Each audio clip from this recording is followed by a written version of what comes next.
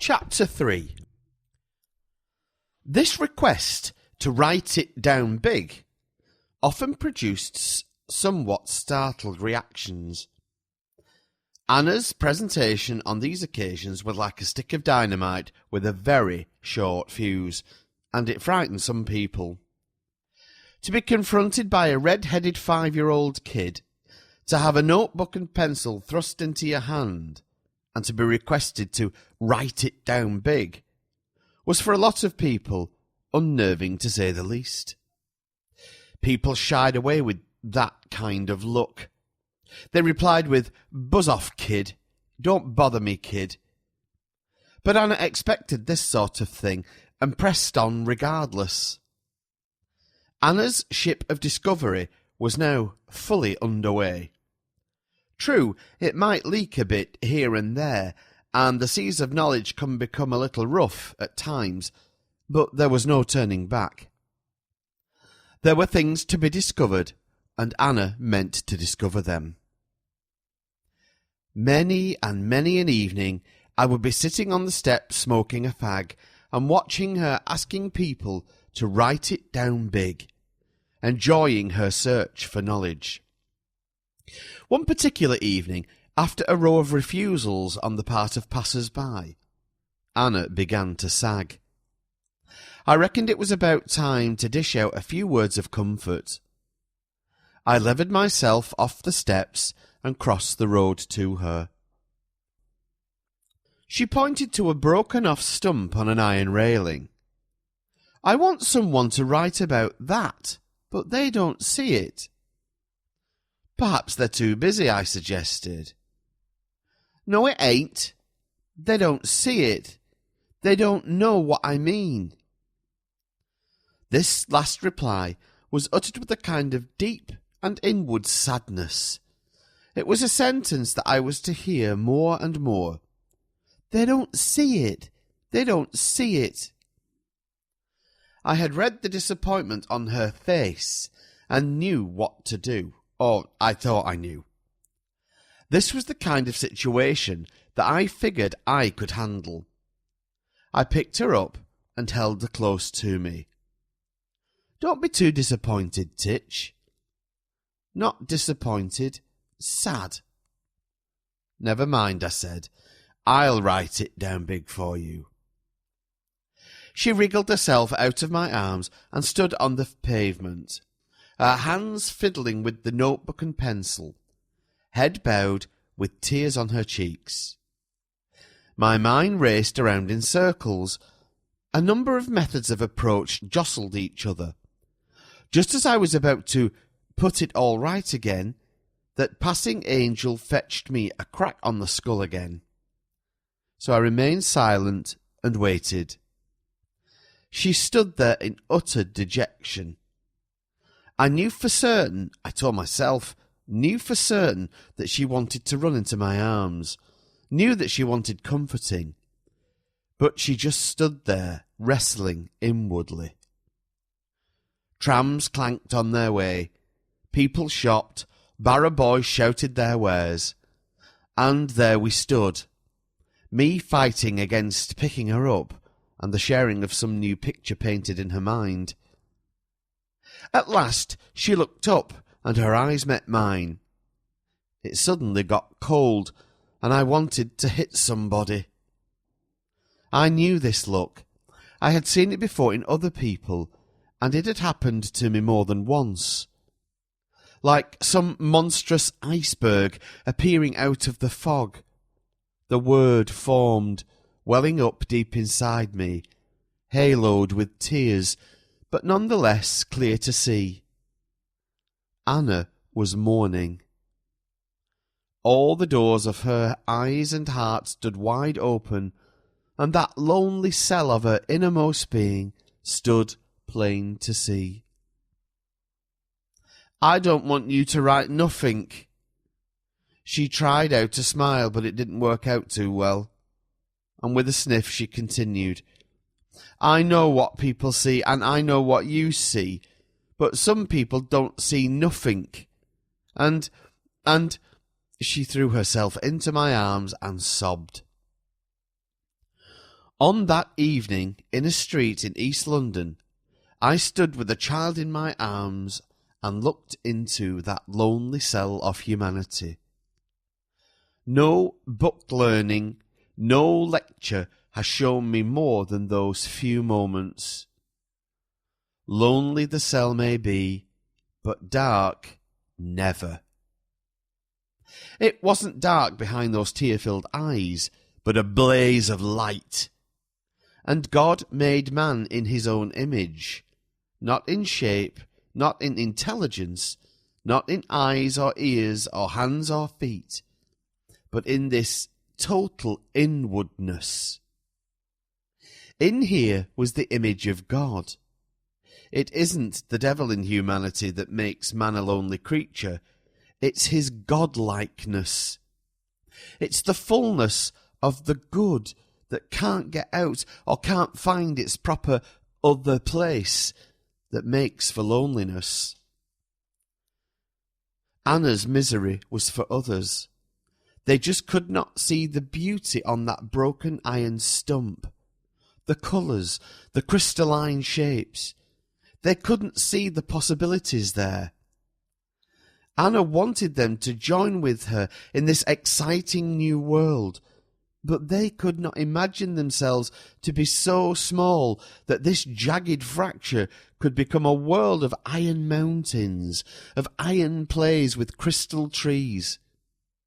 It was just a new world to explore, a world of the imagination, a world where few people would or could follow her. In this broken-off stump was a whole new realm of possibilities to be explored and to be enjoyed. Mr. God most certainly enjoyed it, but then Mr. God didn't at all mind making himself small. People thought that Mr. God was very big, and that's where they made a huge mistake.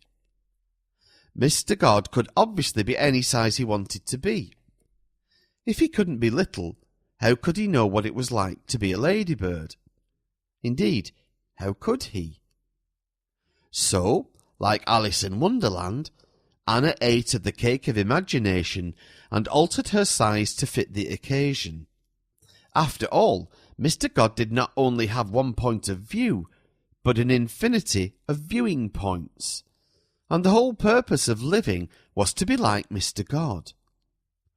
So far as Anna was concerned, being good, being generous, being kind, praying, and all that kind of stuff had very little to do with Mr. God. They were, in the jargon of today, merely a spin-off. This sort of thing was just playing it safe, and Anna was going to have none of it.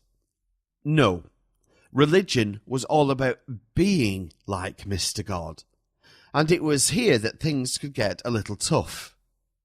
The instructions weren't to be good and kind and loving, etc., and it therefore followed that you would be more like Mr. God.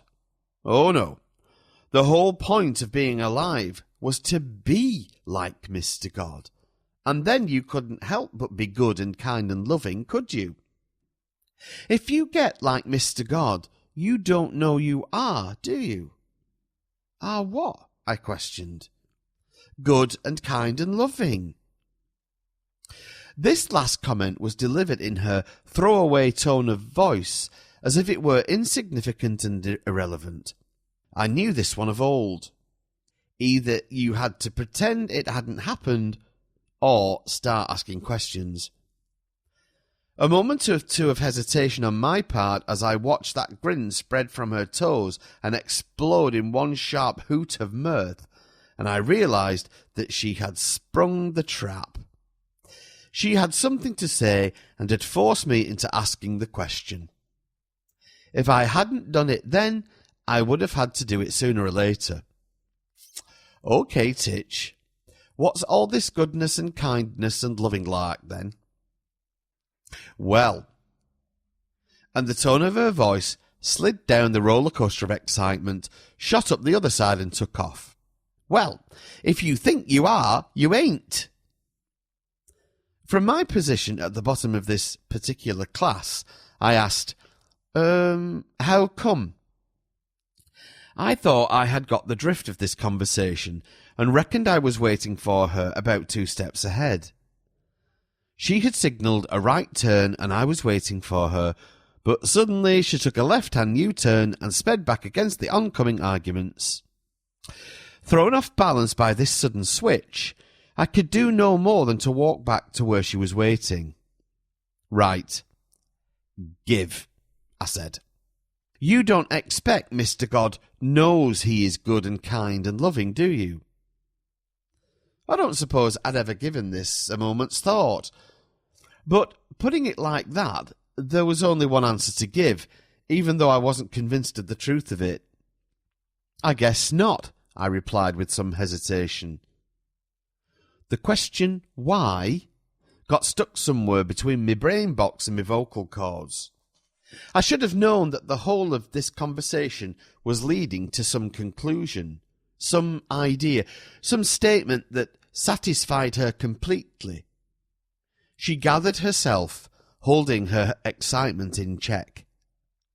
Suddenly, with an explosive gasp, she said, "Mr. God don't know that he's good and kind and loving. Mr. God is empty." Now, I'll accept that the stone that bruises my toe ain't really there. I don't mind entertaining the idea that everything is an illusion. But that Mr. God is empty simply goes against the grain. It stands to reason that Mr. God is full of knowing, full of love, full of compassion, you name it, and he's full of it. Why, God is like some gigantic Christmas stocking, full of good presents, inexhaustible, showering untold and unnumbered presents upon his children. Damnation. Of course he's full. That's what I was taught, and that's how it was. Or was it? I got no more from Anna that day, or for several days after. I stewed in my own juice. The idea that Mr. God was empty milled around in my brain. Of course it was ridiculous, but it just stuck there. As a picture formed in my mind, I got more and more embarrassed and more ashamed. I hadn't seen this picture with such clarity before. And there he was, Mr. God, all dressed in a dress suit, top hat and a wand, producing rabbits out of his hat. You put up your hand and ask for a motor car, £1,000, or whatever you will, and Mr. God would wave his magic wand and out it would come. In the end, I saw my picture of Mr. God, a kindly, benevolent and bewhiskered magician. A few days later, after a lot of wondering how this idea came that Mr. God was quite empty, I asked the question that had puzzled me for days. "Oi, Titch, what's this with Mr. God being empty stuff?" She turned to me eagerly. I distinctly got the impression that she had waited for this question for days, but could do nothing until I had seen my picture of Mr. God, the great magician. When the world went all red through the bit of glass and the colour from the flower, I remembered that all right. We had talked about transmitted light, the reflected light, that it took on the colour of the glass through which it was transmitted, and the colour of the yellow flower. It was due to reflected light. We had seen the colours of the spectrum with the aid of a prism. We had looked at Newton's coloured spinning disc, and had mixed all the colours of the spectrum back to white again. I had explained that the yellow flower absorbed all the colours of the spectrum, with the exception of yellow, which was reflected back to the viewer. Anna had digested this bit of information for a while, and then had come back with, "Oh, yellow is the bit it don't want." And after a little pause, "So its real colour is all the bits it do want." I couldn't argue with this, since I couldn't be sure what the heck a flower would want with colour anyway. All these bits of information had been taken in, mixed with various bits of coloured glass, shaken well and worked into a particular framework. It seemed that each and every individual was issued at birth with various bits of glass, labelled good, bad, nasty, etc., etc. People got into the habit of shaping these bits of glass over their inward eye and seeing things according to the colour and label of the glass. This we did, I was given to understand, in order to justify our inner convictions.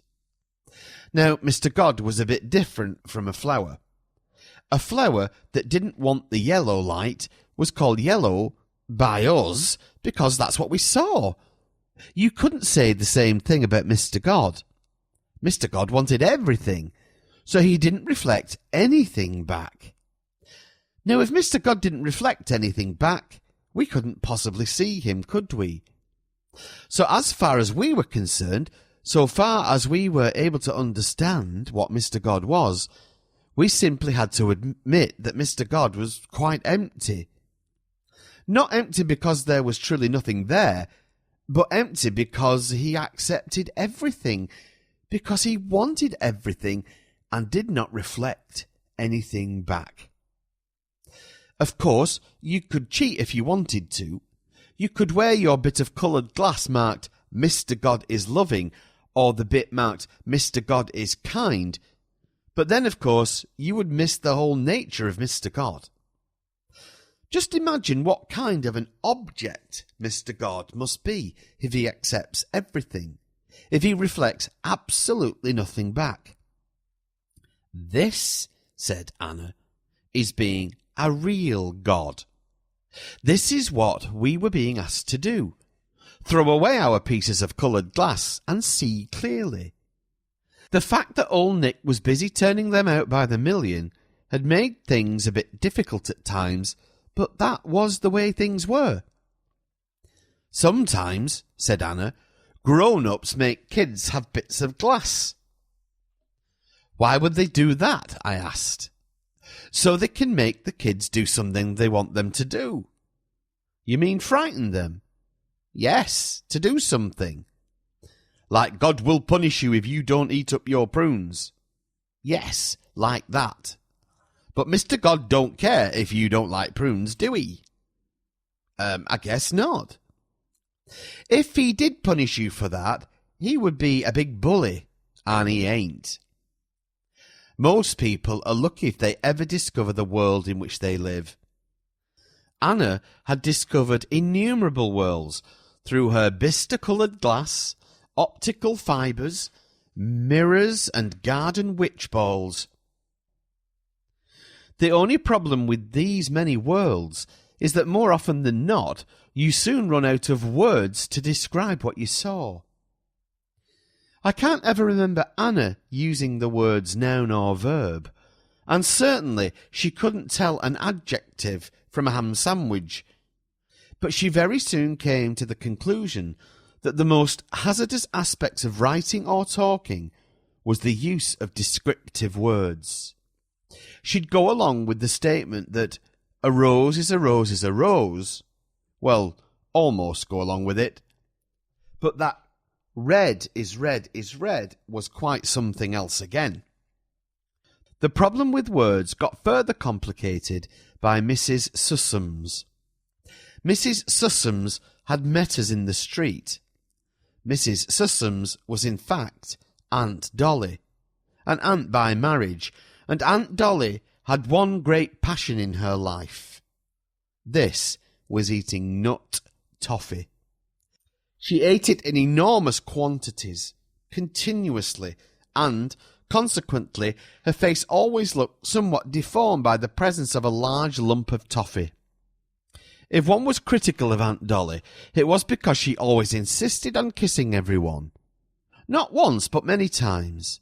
Taken separately, the toffee eating and the kissing were manageable, but together, well, it could become a bit dangerous. We didn't manage to dodge the kissing. We were instructed to open our mouths, and something about the size of a slab of toffee was popped in.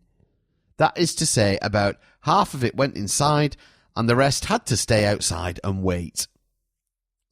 After years of toffee eating, Aunt Dolly's face muscles had developed quite remarkable strength, which enabled her to talk in spite of the glue strength of the toffee. Holding Anna at arm's length, she said, "My, isn't she big?" I shifted gear with the toffee and managed, "Gar-gig, quite-gig." Anna came out with something that sounded like, "Got cum goggle," which I hope was translatable. Aunt Dolly bade us goodbye and went on her way. We sat on the wall and coaxed the toffee into manageable-sized pieces. Before Aunt Dolly's arrival, we had been walking along the street. Or rather, we had been progressing along the street in a somewhat crazy way. You see, we had invented a game which could make a couple of 100 yards walk take about 2 hours. Someone was the caller and the other person was the doer. The idea was that the caller would name some object on the ground, say a matchstick, and the doer would stand on it. The caller would then name another object, and then the doer would have to reach this other object in one step or leap. Hence the somewhat erratic progress. There was no guarantee what direction the doer would take. We restarted our game. We had gone a matter of 20 yards or so, and as in many minutes, when Anna stopped.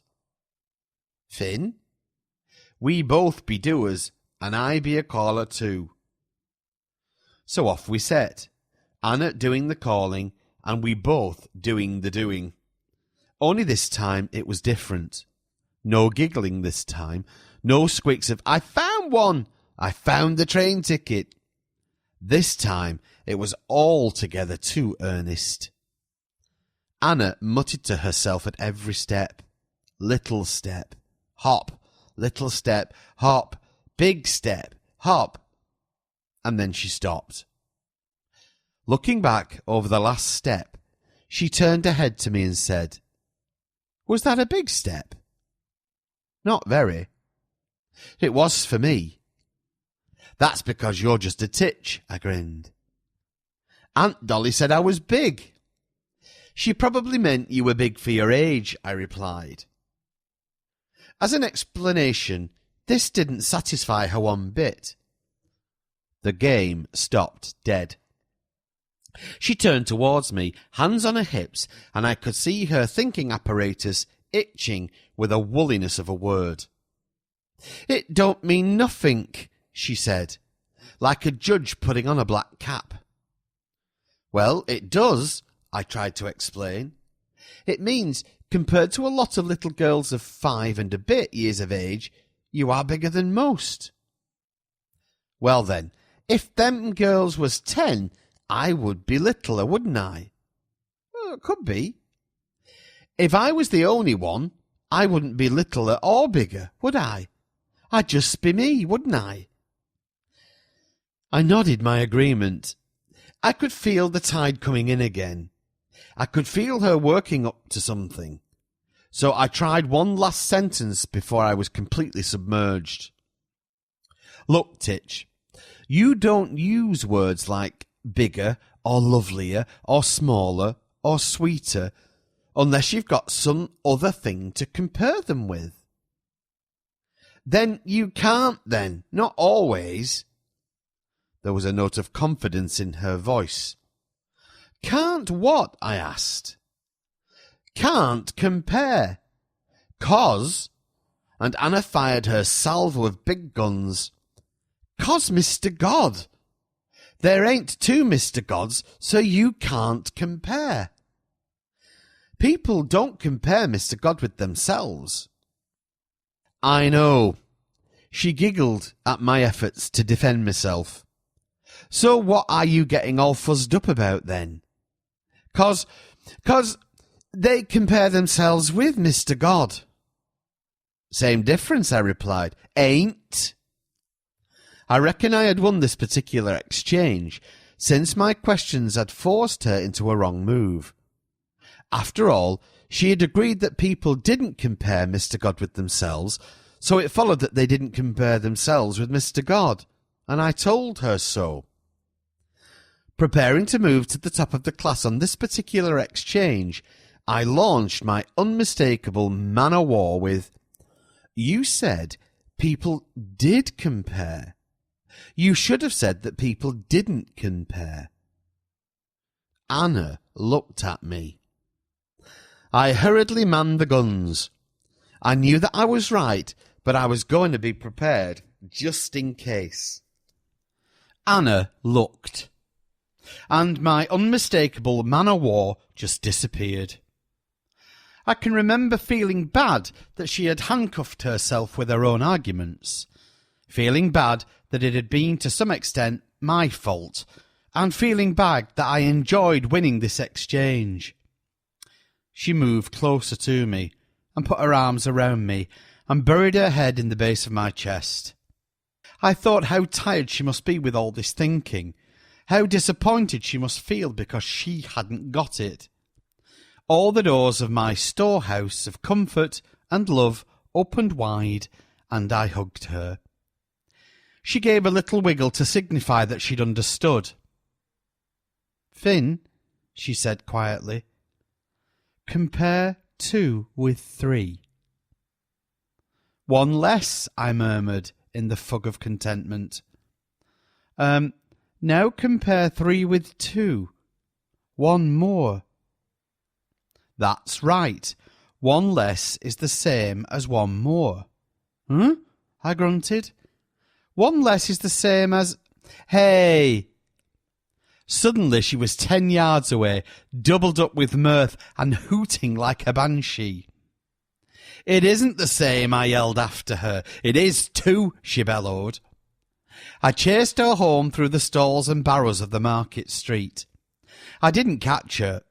Being so much smaller than me, she got through places that I couldn't squeeze through physically, or for that matter mentally either. That evening, sitting on the railway wall watching the trains go by, I said, "I suppose that was a bit of your famous glass." She made a noise that I took to be yes. After a little pause, I continued with, "How many bits of glass are you lumbered with?" "I got millions, but they're all for fun." "What about the bits that you can't get rid of?" I went on. "I have." "Have what?" "Got rid of them." The completely matter-of-fact tone with which she uttered this last sentence robbed me of my next sentence. Buzzing around in my brain box were such ought-to-be-said sentences such as "pride goes before a fall" and "the devil rides the backs of those who are certain." I had this nice adult feeling that I ought to take her down a peg or two. She ought not to make such remarks. After all, the only reason such corrective remarks were jostling around in my head was that it had to be good for her. I wanted to say these things for her benefit. It was my duty to say such things, and this gave me a nice, warm, virtuous and comforting feeling. The angel flew on his way without fetching me the usual crack on the back of the skull, so I knew that I was safe. I'd got the green light, so I could proceed. My stew of platitudes, proverbs, and general good advice had got to the fast-rolling boil stage, so I opened my mouth to deliver all this wisdom. Trouble was, it didn't come out. Instead, I asked, "You reckon you know more than Reverend Castle?" "Nope." "He got bits of glass?" "Yep." "How come you haven't got any bits of glass?" The shunting engine on the railway line marshalled its charges with a blast of steam and a whoop, a couple of toots of warning, a rheumatically squeal of its joints, and it shoved. The trucks woke up and passed the message down the line. Ting-bong, ting-a-bang-bong, clank. It reached the end of the line, and then back to the engine came the message. "OK, we're all awake. Quit that blasted whistling."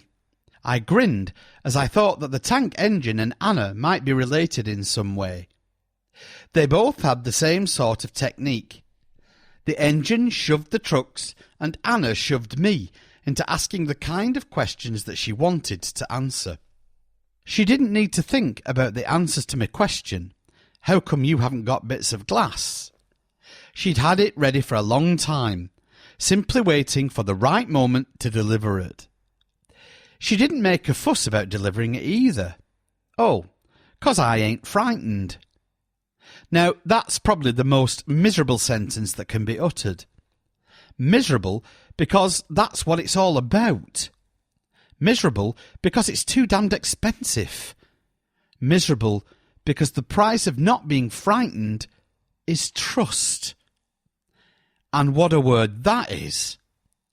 Define it how you like, and I'll bet you'll miss the point. It's more than confidence, more than security. It doesn't belong to ignorance, or for that matter, to knowledge either.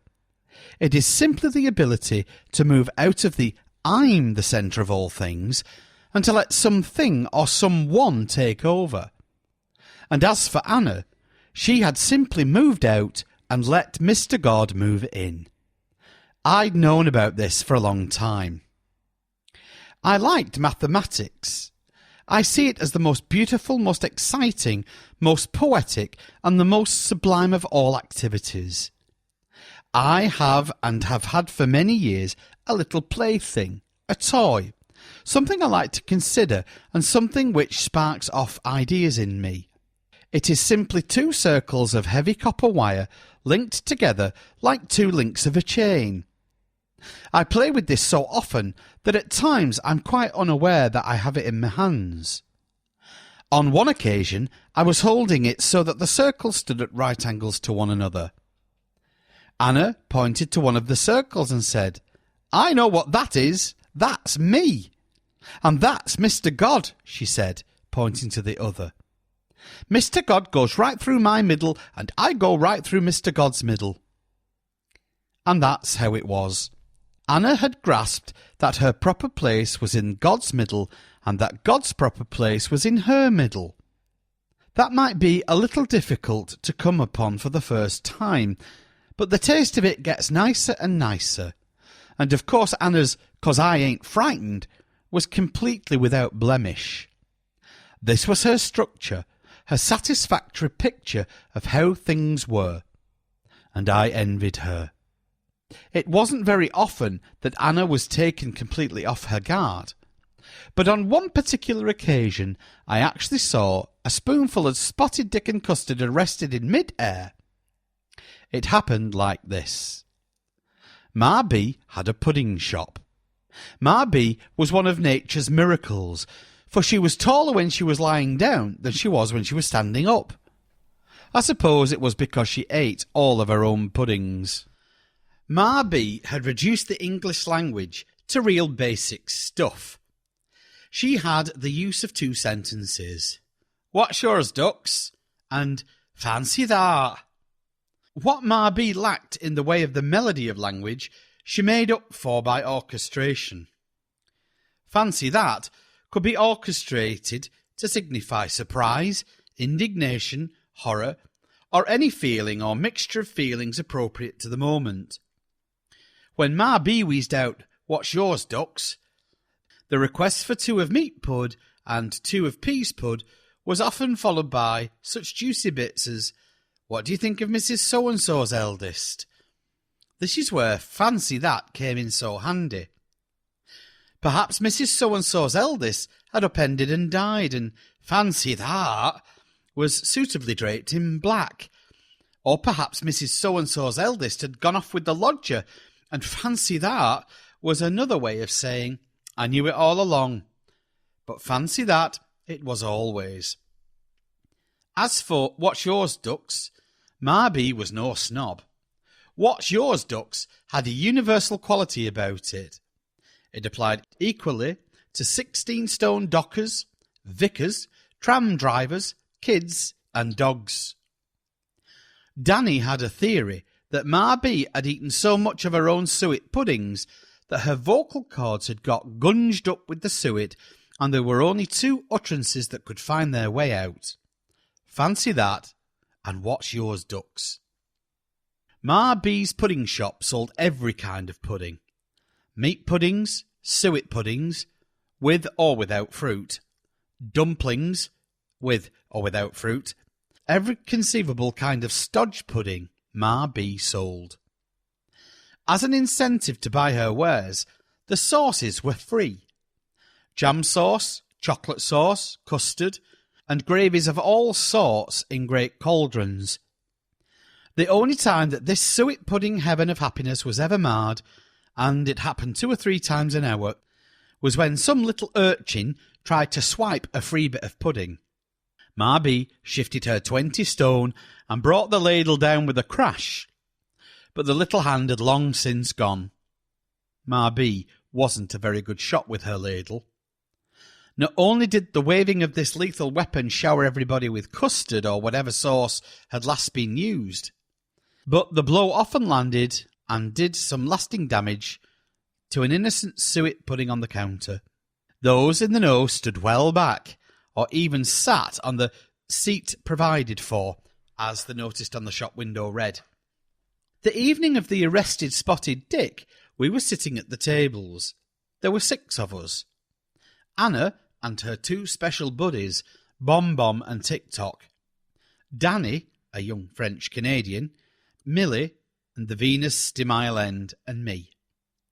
We got through our peas pud and steak and kidney pud, and we were on to the Spotted Dick course, when the table next to us was occupied by 2 young men in uniform, French matelots. I don't know what led up to the remark, nor will I vouch for its complete accuracy, but suddenly, Mon Dieu, dites les matelots, le pudding, il est formidable. Anna's spoon stopped in mid-air. The mouth opened to receive the Spotted Dick opened even further with astonishment. Eyes that had been glazed with gustatory pleasure were suddenly prized wide open with question marks. Danny answered the unasked question. "'S French," he said, with his mouth full. "What's he say?" asked Anna in a whisper. "He said the pudding's horrible," laughed Bom Bom. But this was no time for jokes, and Anna did not join in the general laughter. She lowered her spoon to the plate, and as if some colossal offence had been made against her, she said, "But I don't know what he's talking about."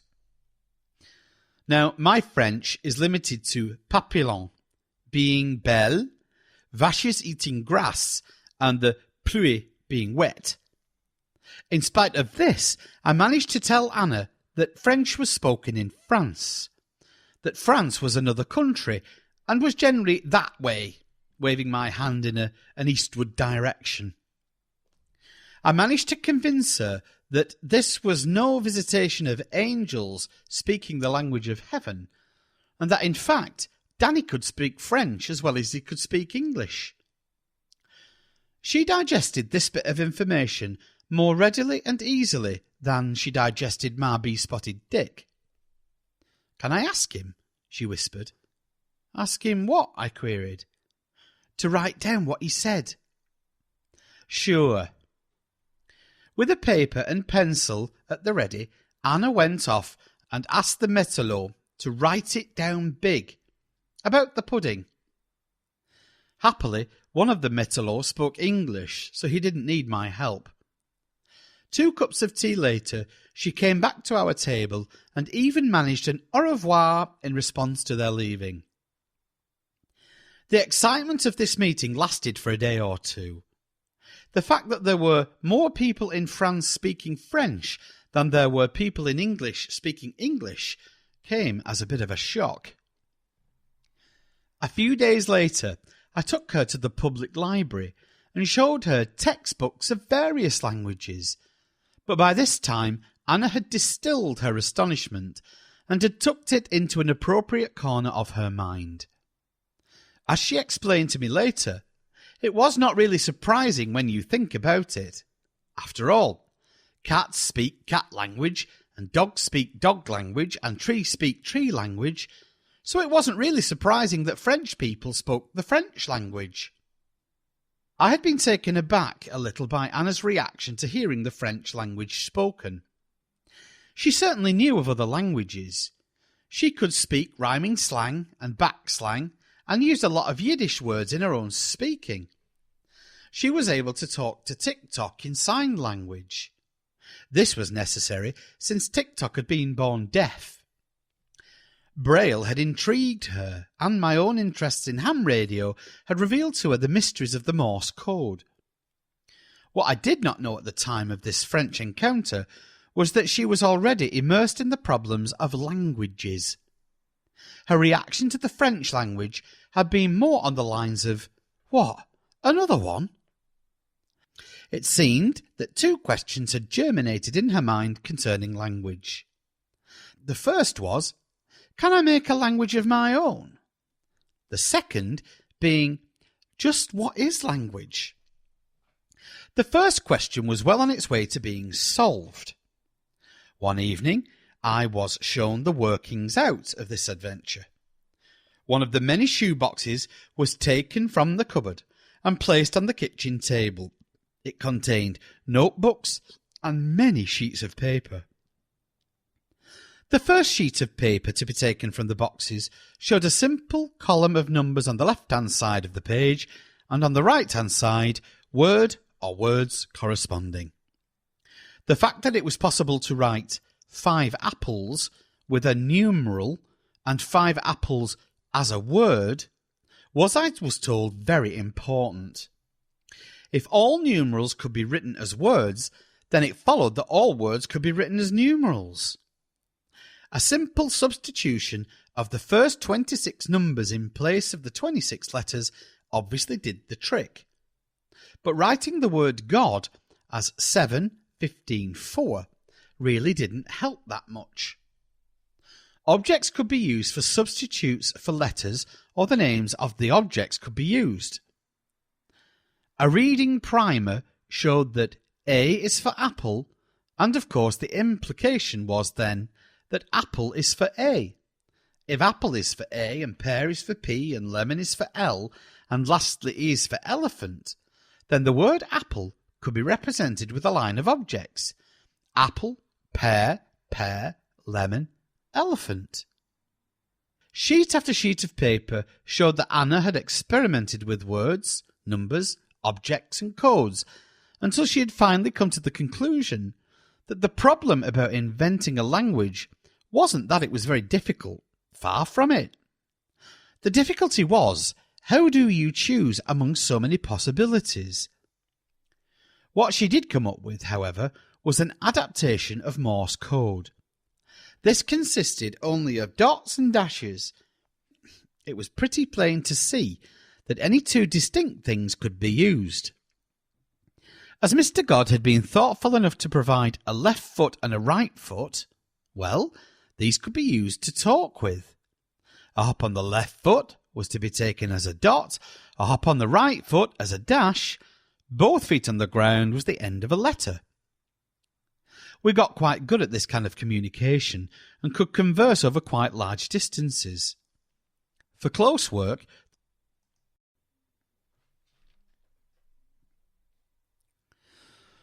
the scheme was adapted to treading on a line of a paving stone for a dot and treading in the middle of the stone for a dash.